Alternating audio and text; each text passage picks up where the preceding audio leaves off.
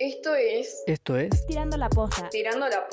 El podcast del Consejo Consultivo de Adolescentes de la CENAF y de la Agencia Nacional de Noticias, TELAM. En el capítulo de hoy, Episodio 1. a 10 años de la Ley de Centros de Estudiantes. Hola, este es el podcast Tirando la Posta. Hoy conversaremos sobre los 10 años de la Ley de Centros de Estudiantes y para eso escucharemos la opinión de integrantes del Consejo Consultivo de Adolescentes de CENAF. Soy Ornella Rapalini, periodista de TELAM, y me acompañan Esperanza Paciaroni, de 18 años, Melanie Franco, de 17, y Luisana Silvero, de 16 años. Las tres consejeras de CENAF, militantes y participantes de diferentes espacios políticos y estudiantiles. a 10 años de la ley De Centro de Estudiantes. A 10 años de la Ley de Centros de Estudiantes. Ley de Centros de Estudiantes. Me gustaría primero preguntarles si tuvieran que explicarle a alguien que no sabe nada de centros de estudiantes, ¿qué es un centro de estudiantes? ¿Cómo se conforma? ¿Qué le dirían?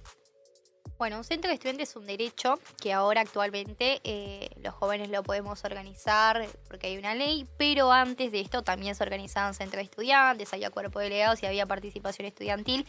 Y en base a eso, justamente, de que ya existía esta forma de organizarnos en los secundarios, se generó la ley. Hoy la ley de centros de estudiantes debe regir en todo el país, hay algunas provincias que todavía no, pero en su mayoría tendría que ser así.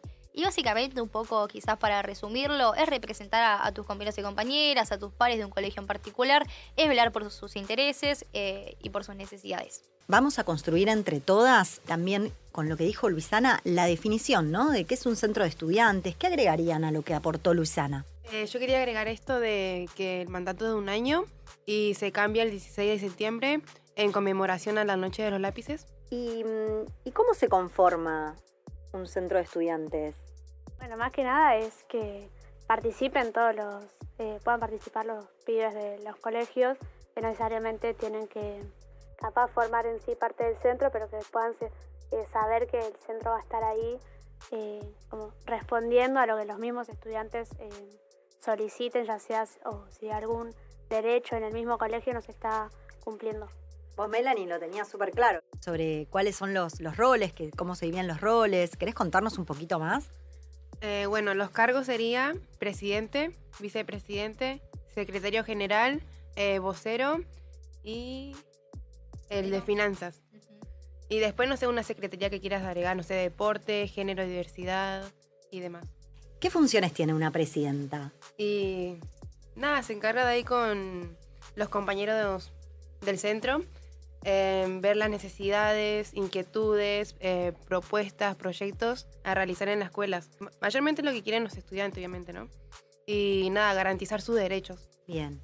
¿Y qué es la política estudiantil? Si tuvieran que definirla o la vamos definiendo entre todas, pero ¿qué es y cómo pueden hacer los estudiantes para participar? ¿Es fácil conformar un centro de estudiantes? Lo primero que quizás se tiene que saber de un centro de estudiantes con respecto a su participación política es que nosotros somos autónomos. Independientemente de la cuestión jerárquica que tienen los directivos, los estudiantes representamos a los estudiantes y dentro de ese derecho podemos elegir bajo qué normativa hacerlo. Por eso tenemos un estatuto también que va variando qué cargos hay que tener, qué secretarías hay que tener, cuáles no.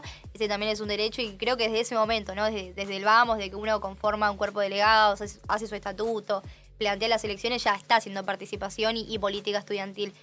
Hay algunos colegios en los que sí se hace política quizás partidaria dentro de lo estudiantil y dentro de los centros de estudiantes se banca diferentes posturas, pero en general lo que se ve en todo el país es un poco la política estudiantil, es representar los intereses de los pibes y de las pibas.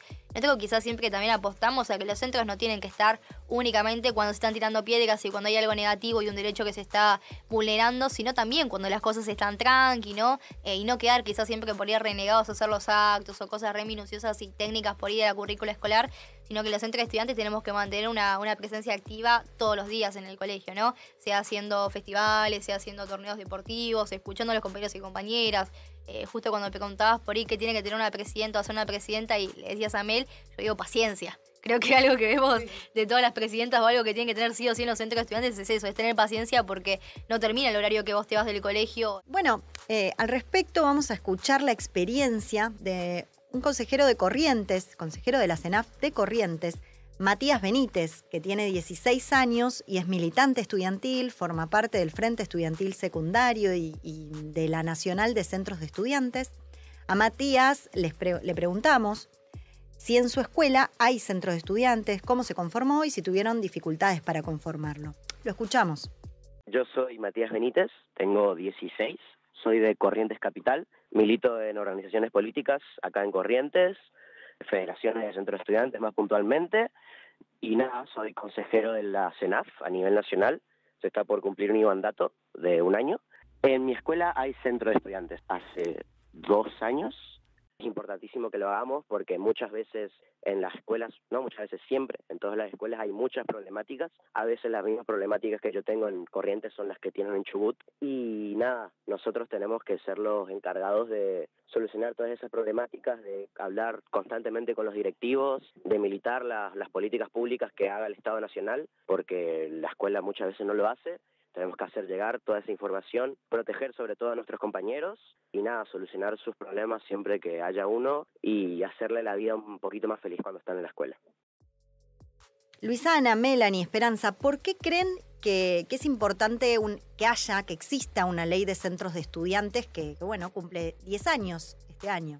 Creo que quizás todo lo que se organiza desde abajo siempre tiene que llegar un poco arriba y a términos generales en un país quizás en una manera de manejarnos que quizás es tan verticalista, siempre está esa necesidad por ahí de ampliar y de copar en todos los lugares, y me parece que justamente pasaba esto con la ley de centros de estudiantes, que sí era necesidad y que ya estaba pasando, que ya había organización, pero quizás estaba de una manera muy disuelta o en lugares puntuales. A los estudiantes que puedan organizarse, puedan tener un espacio para participar, que capaz antes de la ley si intentaban crear ese espacio o si lo llegaban a crear, ya sean los directivos o los rectores de los colegios les podían cerrar ese espacio porque o no creían en que los estudiantes se tengan que basar en estar como en esos espacios, por decir, perdiendo el tiempo, capaz que solo tenían que estudiar, ir al colegio y ya está, sino que esta ley va a dar como esa seguridad de que si se quiere crear un centro de estudiantes esté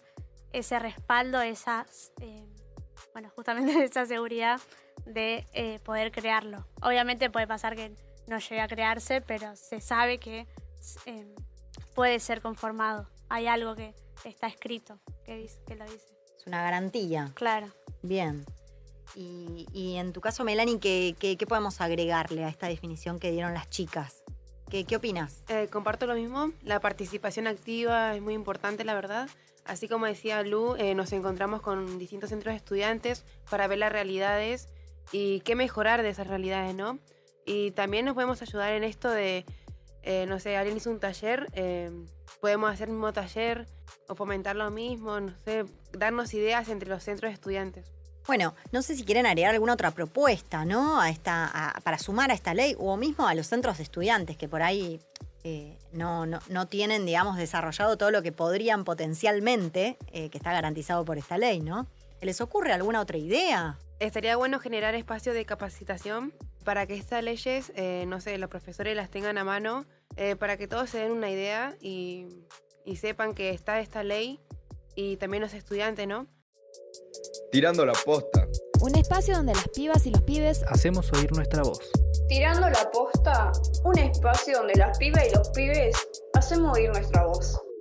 Este fue el primer episodio del podcast a 10 años de la Ley de Centros de Estudiantes del Consejo Consultivo de Adolescentes de la CENAF y la Agencia Nacional de Noticias TELAM, donde consejeros y consejeras contaron qué es un centro de estudiantes, cómo se conforma, por qué es importante esta ley y cómo la mejorarían. Quédate escuchando el segundo episodio de este podcast. Tirando la posta. tirando la posta. Tirando la posta. El podcast del Consejo Consultivo de Adolescentes de la CENAF Y de la Agencia Nacional de Noticias TELAM.